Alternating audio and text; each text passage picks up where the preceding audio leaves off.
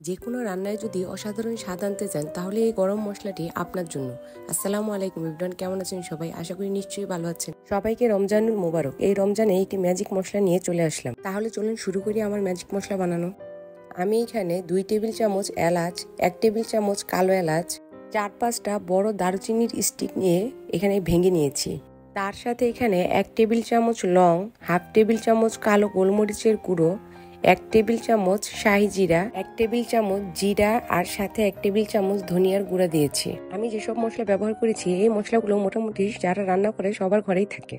এখানে আমি আরও ব্যবহার করেছি হাফ টেবিল চামচ জয়ত্রী, 2টো স্টার মশলা, 1টা আস্ত জায়ফল। যেই মশলাগুলো মোটামুটি একটু শক্ত, ব্লেন্ডারে গুঁড়ো হতে সময় লাগে, ওই মশলাগুলো আমি একে কড়াইতে দিয়ে হালকা টেলে নেব যাতে মশলাগুলো তাড়াতাড়ি গুঁড়ো হয়ে যায়। মশলাগুলো কিন্তু ভাজার দরকার নেই, জাস্ট কড়াইতে দিয়ে হালকা একটু গরম হবে যাতে ব্লেন্ড করতে সুবিধা হয়। ওই রকম গরম হওয়ার পরেই মশলাগুলো ব্লেন্ডারে জারে দিয়ে ব্লেন্ড করে নেবেন। তারপর বাকি যে মশলাগুলো আছে সেই মশলাগুলো কড়াইতে দিয়ে হালকা একটু টেলে নিয়ে ব্লেন্ডারে জারে দিয়ে ব্লেন্ড করে নিব।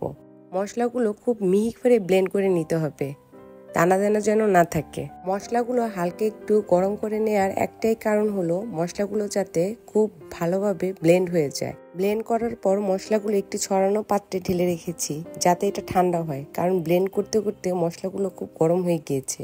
মোটামুটি ঠান্ডা হওয়ার পর মশলাগুলো একটি এয়ারটাইট জারে ভরে নেবেন। এখন তো রোজার মাস, আমরা নানা ধরনের খাবার বানাই। এই মশলাটা যে কোনো খাবারে দেওয়ার পর এটার টেস্ট বহুগুণ বেড়ে যায়। আশা করি অবশ্যই আপনারা ট্রাই করবেন আমার এই অসাধারণ ম্যাজিক মশলাটা। Thank you for watching my video.